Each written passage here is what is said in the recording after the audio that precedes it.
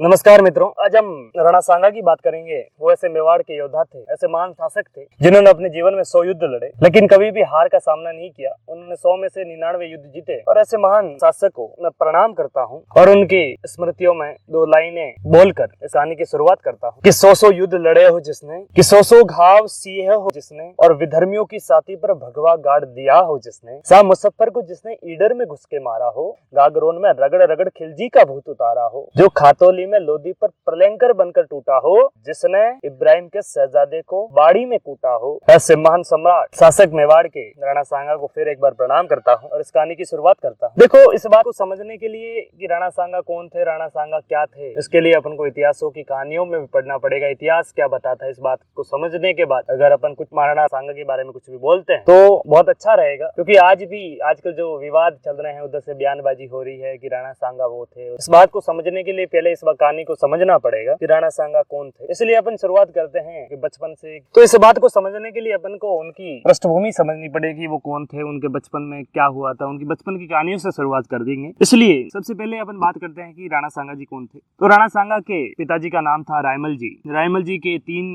बेटे थे। एक का नाम था पृथ्वीराज जी, दूसरे थे जयमल जी और तीसरे नंबर पे थे सांगा जी। और तीनों बहुत ही ओजस्वी राजकुमार थे उस टाइम। और तीनों आपस में बचपन में लड़ाइयाँ करते थे, थोड़े बहुत खेलते वगैरह भी लड़ते थे। वो बोलते थे कि मैं शासक बनूंगा, आने वाला मैं राजा बनूंगा। तो उनकी लड़ाइयों को देखकर उनके अंकल बहुत चिंतित थे। तो उनके अंकल का नाम था सारंग देव जी। एक दिन उनको तीनों को लेकर उन्होंने एक पास के गांव में एक बुढ़िया रहती थी जो भविष्यवाणी करती थी, जो बताती थी कि आने में क्या होने वाला है। तब उस बुढ़िया के पास में सारंग देव जी उन तीनों भाइयों को लेकर जाते हैं और बुढ़िया को पूछते हैं कि भविष्य में आने वाला मेवाड़ का राजा कौन होगा। तब पहले तो बुढ़िया बताने से मना कर देती है, क्योंकि आपसी खींचता भाइयों में बढ़ने लगेगी। इस वजह से उन्होंने बताने से मना कर दिया, लेकिन फिर ज्यादा कहने के बावजूद बता ही दिया जाए। तो बुढ़िया भविष्यवाणी करती है कि आने वाले मेवाड़ के शासक सांगा जी होंगे। जब ये चीज बताई गई तब दोनों जो बड़े भाई थे, पृथ्वीराज जी और जयमल जी, दोनों ने राणा सांगा पर हमला कर दिया। और उस हमले में राणा सांगा जी को अपनी एक आंख गंवानी पड़ी है। वहां से जैसे तैसे करके सारंग देव जी राणा सांगा जी को वहां से निकालने में सक्षम हो जाते हैं और वहां से उनको भगा देते हैं। और राणा सांगा जी भागकर राजसमंद में एक सेवंतरी नाम की जगह है, वहाँ जहाँ पे रूपनारायण जी का मंदिर है, वहां तक भागते भागते आ जाते हैं। जब तक वहाँ रूपनारायण जी मंदिर पे पहुंच रहे हैं तो उनका घोड़ा भी पूरा थक चुका था। वहां पे एक मारवाड़ के तीर्थ यात्री थे बीदा जैतमलोद। तो उनको देखकर लगता है कि ये कोई राजकुमार लग रहे हैं। उन्होंने पूछा कि क्या हो रहा है, तो पीछे बोल रहे हैं कि मेरे को मारने के लिए 2-4 जने मेरे भाई वगैरह आ रहे हैं। तो उनको बचाने के लिए जो रूपनारायण जी मंदिर में मारवाड़ के तीर्थयात्री थे बीदा जैतमलोद, उनको अपना घोड़ा देते हैं, उनको भगाने में मदद करते हैं। बोला कि मेरा घोड़ा लेके जाओ, आपका घोड़ा थक चुका है। तो फिर वो वहां से आगे भगा देते हैं। उधर से उनके पीछे भाई आते हैं, बीदा जैतमलोद जी को पूछते हैं कि कहाँ है। तो बीदा जैतमलोद जी बता दे कि नहीं यहाँ पे कोई नहीं आया, लेकिन उनका घोड़ा देखकर उनको लगता है इन्होंने कहीं छुपाया है। तो उनको नहीं बताने पर बीदा जैतमलोद जी उनसे लड़ाई भी करते हैं और बीदा जैतमलोद जी उस लड़ाई में शहीद भी हो जाते हैं। उसके बाद बीदा जैतमलोद अपनी जान की कुर्बानी के बाद भी सांगा जी को भगाने में सक्षम रह जाते हैं। और उसके बाद सांगा जी भागकर एक श्रीनगर नाम की जगह है अजमेर में, वहाँ करमचंद जी पवार के घर पे चले जाते हैं और वहाँ पे वो रहने लगते हैं। धीरे धीरे समय बीतता है, समय के साथ साथ कहानी आगे बढ़ती है। तो फिर उधर से सांगा जी उधर श्रीनगर में धीरे धीरे बड़े हो रहे हैं और उधर से फिर रायमल जी की डेथ के बाद जयमल राजा बन जाते हैं। जो उनके बड़े भाई हैं जयमल जी, फिर लड़ते लड़ते सोलंकियों के सामने जयमल जी की भी डेथ हो जाती है। उसके बाद उनके छोटे भाई पृथ्वीराज जी बनते हैं राजा, जो उनको फ्लाइंग प्रिंस भी कहते हैं। वो भी एक सिरोही के राजा थे, जगमाल देवड़ा, उनके द्वारा उनको जहर देके मार दिया जाता है। तो धीरे धीरे दोनों भाई की मौत के बाद राणा सांगा जी श्रीनगर अजमेर से निकलकर मेवाड़ आते हैं और मेवाड़ में एक बार फिर राणा सांगा जी राजा बन जाते हैं। राणा सांगा जी जब राजा बनते हैं तब जो बीदा जैतमलोद जो मारवाड़ के तीर्थयात्री थे जिन्होंने उनकी जान बचाई थी, उनके जो आने वाले पीढ़ियां थी उनको भी उन्होंने सामंत बनाया। इसलिए उनके लिए एक लाइन प्रसिद्ध है कि सांगो भोगे चित्रकूट। चित्रकूट मतलब चित्तौड़, सिर बीदा साटे, कि जो बीदा जी ने जो अपना सिर कटवाया था उसके बहाने में जो सांगा जी है वो आज चित्रकूट का राज कर रहे हैं। तो धीरे धीरे सांगा जी उस समय शासन संभालने लगते हैं। जिस टाइम मेवाड़ के शासक सांगा जी बने उस समय दिल्ली के राजा थे सिकंदर लोदी, उधर से मालवा के शासक थे नासिर शाह, गुजरात के थे महमूद बेगड़ा। ये तीनों मेवाड़ के दुश्मन थे और उस समय राणा सांगा के विद्रोही थे। तो फिर योद्धा के जीवन में युद्ध ना हो तो उसका जीवन निस्वार्थ होता है। अगर राणा सांगा जी के जीवन का देखा जाए तो इतने युद्ध हैं, हर जगह वो युद्ध ही करते थे। तो उनके जीवन का एक बड़ा युद्ध सांगा और इब्राहिम लोदी के बीच में खातोली नाम की जगह है कोटा में, वहाँ पे पहला युद्ध सांगा और इब्राहिम लोदी के बीच में होता है 1517 में। उस युद्ध में सांगा जीत जाता है। दूसरा युद्ध सांगा और इब्राहिम लोदी के बीच में 1 साल बाद फिर इब्राहिम लोदी सांगा से लड़ने के लिए तैयार होता है। दूसरी बार धौलपुर जिले जिले के बाड़ी नाम की जगह पर 1518 में सांगा और इब्राहिम लोदी के बीच में एक बार फिर युद्ध होता है और इस भयंकर युद्ध में फिर एक बार सांगा जी जीत जाते हैं। इस दोनों युद्ध में खातोली और बाड़ी के युद्ध में सांगा जी इब्राहिम लोदी को हरा देते हैं और यही दोनों युद्ध बात का प्रमाण है। जो आजकल प्रसंग चल रहा है कि बाबर को बुलाने वाले सांगा थे और बाबर को बुलाने के लिए कारण था ये था कि इब्राहिम लोदी से डरकर सांगा जी ने बाबर को बुलाया था। इस तथ्य को इस बात से खारिज कर सकते हैं कि जिस आदमी ने इब्राहिम लोदी को 2 युद्धों में हरा रखा हो उसके लिए तो कम से कम सांगा जी बाबर को नहीं बुला सकते। और उनके अगले युद्ध की बात करें तो गागरोन का युद्ध झालावाड़ में 1519 में होता है और ये युद्ध राणा सांगा की वीरता का प्रमाण है कि सांगा और महमूद खिलजी जो मालवा के शासक थे, महमूद खिलजी, उनके बीच में युद्ध होता है। और युद्ध इस चीज के लिए होता है कि सांगा जी मेदिनी राय जो महमूद खिलजी मालवा का एक विद्रोही था उनको शरण दे देते हैं और उसको सांगा जी उनको एक गागरोन फोर्ट जो झालावाड़ में है उनको उसकी जिम्मेदारी देते हैं और मेदिनी राय गागरोन फोर्ट पे अपना कब्जा करता है और वहाँ रहता है। तब उधर से महमूद खिलजी को बहुत बुरा लगता है कि अपने विद्रोही को वो शरण दे रहे हैं सांगा जी, तो आपस में लड़ाई हो जाती है और इस गागरोन का युद्ध 1519 महमूद खिलजी और राणा सांगा के बीच में होती है और इसमें भी सांगा जी जीत जाते हैं। और उनके बाद एक और युद्ध ईडर का युद्ध होता है, सांगा जी और मुजफ्फर शाह जो गुजरात का शासक है, उसमें भी सांगा जीत जाते हैं। ऐसे ये तमाम युद्ध इस बात का प्रमाण है कि राणा सांगा प्रकार के महान योद्धा थे। उसके बाद ये जो प्रसंग चल रहा है जो राणा सांगा जी ने बाबर को बुलाया था, तो इस बात को नकारने की बात ये वास्तव में सत्य नहीं है कि राणा सांगा जी ने बुलाया था बाबर को इब्राहिम लोदी के लिए। उसकी सच्चाई ये बात है कि इब्राहिम लोदी के 2 अंकल थे, एक का नाम था दौलत खान लोदी और एक का नाम था आलम खान लोदी, और दोनों अंकल के साथ इब्राहिम लोदी की बनती नहीं थी और उसकी वजह से इब्राहिम लोदी और दौलत खान और आलम खान लोदी के बीच में टकराव चलता था और दोनों अंकल चाहते थे कि इब्राहिम लोदी किस प्रकार से उनको राजा से हटा दिया जाए। इब्राहिम लोदी एक शक्तिशाली शासक था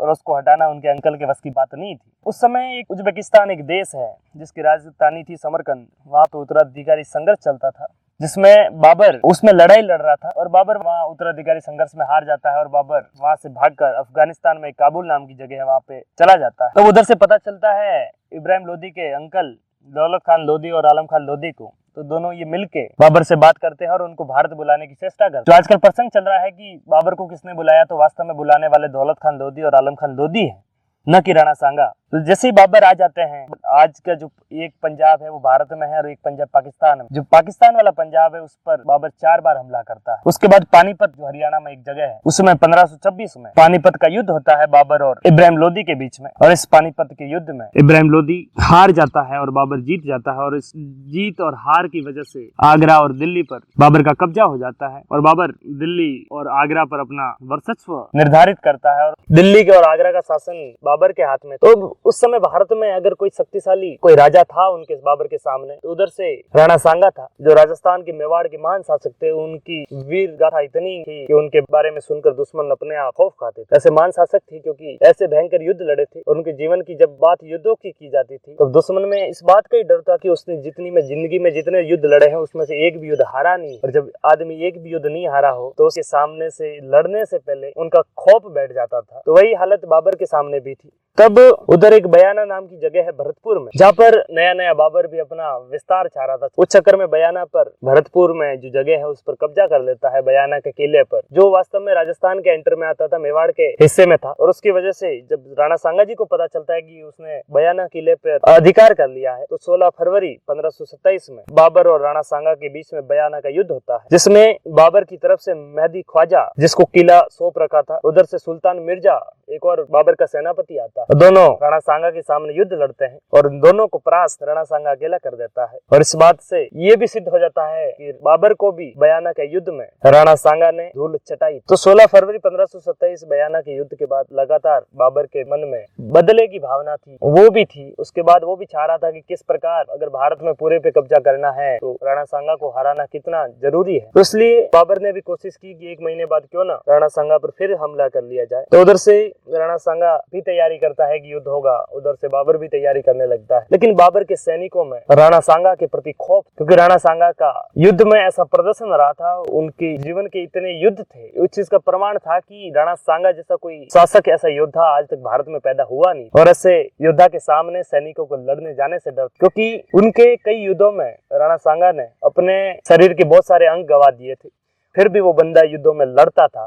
तो वो योद्धा नहीं, महायोद्धा है, जिसके सामने दुश्मन तो क्या, बड़ी बड़ी फौज अकेली सिमट जाती थी। ऐसे महान योद्धा से लड़ने से पहले बाबर की सेना में खौफ था, और जब सैनिक ही खौफ में हो, जब अपने मन में हार निश्चित कर ले, तब उस सेना का जीतना नामुमकिन हो जाता है। इसलिए बाबर इस बात को समझता था, तो बाबर ने अपने सेना में उत्साह भरने के लिए उन्होंने कहा कि मैं युद्ध अपने लिए नहीं कर रहा, मैं शासन करने के लिए युद्ध नहीं कर रहा हूँ, मैं युद्ध कर रहा हूँ इस्लाम धर्म के प्रचार के लिए, मैं इस्लाम के लिए लड़ रहा हूँ, और इस युद्ध में मैं जिहाद करूंगा। अगर जीत गया तो गाजी की उपाधि धारण करूंगा, और हार गया तो मुझे अल्लाह के घर पर जगह मिलेगी। इसे मोटिवेशनल स्पीच के द्वारा बाबर अपने सेना में उत्साहवर्धन करता है। लेकिन जैसे ही उन्होंने कहा कि मैं गाजी की उपाधि धरूंगा, मैं इस्लाम के लिए लड़ रहा हूं, तो उन्होंने कहा कि इस्लाम धर्म ये भी कहता है कि शराब पीना पाप है। तो उन्होंने कहा कि आज के बाद मैं शराब नहीं पीऊंगा। बाबर उस समय कसम खाता है कि मैं शराब नहीं पीऊंगा। उधर से उन्होंने कहा कि इस्लाम धर्म ये भी कहता है कि जो अपने व्यापारी हैं उन पे कोई कर नहीं लगाया जाए, आप तमंचा कर ले रहे हो। तब उसने तमंचा कर को भी हटा दिया। ऐसे ऐसे कारनामों से, जैसे ऐसे कर करके सेना में उत्साहवर्धन किया, तब सैनिक भी अपने मजहब के लिए, इस्लाम के लिए लड़ने को तैयार हो जाते हैं। तब उधर से राणा सांगा भी तैयारी करता है, क्योंकि वो युद्ध बड़ा होने वाला है। और इस युद्ध में कहते हैं कि राजस्थान में एकता नहीं थी। तो इस बात का प्रमाण भी, ये बात भी कभी कभी नकारनी चाहिए, क्योंकि बहुत सारे युद्धों में राजपूत राजाएं भी एक हुए हैं और एक ही झंडे के नीचे लड़े भी हैं। खानवा के युद्ध से ये साबित होता है कि राजस्थान के राजा एक बार एक भी हुए थे और एक ही झंडे के नीचे लड़ने भी गए थे। उस समय खानवा के युद्ध में साथ देने के लिए आमेर के शासक पृथ्वीराज सिंह जी आते हैं, उधर से मारवाड़ के राजकुमार मालदेव जी भी आते हैं, बीकानेर से कल्याणमल जी आते हैं, मेड़ता से वीरमदेव आते हैं, ईडर से भारमल जी आते हैं, चंदेरी से मेदिनी रॉय आते हैं, वागड़ से उदय सिंह आते हैं, देवलिया से बाघ सिंह आते हैं, सलुम्बर के रतन सिंह सुंडावत आते हैं, सादरी से झाला अज्जा आते हैं, मेवाड़ से हसन खान मेवाती आते हैं। जो मेवात, जो अजमेर भरतपुर नाम की जगह है, वहाँ को पहले मेवात कहते थे, और मेवात से हसन खान मेवाती आते हैं। उधर से सिरोही से अखेराज देवड़ा भी आते हैं। ये तमाम राजस्थान के शासक राणा सांगा के साथ में मिलकर 1527 में युद्ध करते हैं। 17 मार्च 1527 में खानवा का युद्ध राणा सांगा और बाबर के बीच में होता है। इस भयंकर युद्ध में दोनों तरफ से काफी हानि होती है, और भारत में ये युद्ध की प्रणाली थी कि एक सैनिक से लड़ेगा, हाथी वाला हाथी से लड़ेगा, घोड़े वाला घोड़े से लड़ेगा। ये युद्धों के नियम थे, लेकिन मुगलों में इस प्रकार की उनकी परवरिश नहीं थी, उनके ये था नहीं कि अपन उस युद्ध के नियमों को फॉलो करें। तब बाबर उन पे एक तो तोपों की वजह से, उधर से बाबर ने जो पद्धति अपनाई इस युद्ध में, उसका नाम था तुलगुमा, जिसमें एक ही व्यक्ति को 3 तरफ से घेर कर मारने की चेष्टा की जाए। तब लगा कि राणा सांगा की सेना कमजोर पड़ रही है, तब राणा सांगा खुद अपनी सेना का नेतृत्व करने के लिए आगे आ जाते हैं। और उस समय बाबर को पता चल जाता है कि इनका जो मैन नेतृत्व है, जो राजा है, वो राणा सांगा है। राणा सांगा को मारने में अपन सक्षम हो जाते हैं, तो वैसे ही अपन युद्ध जीत जाएंगे। तो बाबर ने अपनी पूरी सेना एक तरफ राणा सांगा की तरफ झोंक दी, और जब एक व्यक्ति कितनों से लड़ेगा, और उस युद्ध में भयंकर से लड़ते लड़ते राणा सांगा घायल हो जाते हैं, और उन घायल राणा सांगा को युद्ध भूमि से 2-4 सैनिक मिल के बाहर ले जाते हैं, और उधर से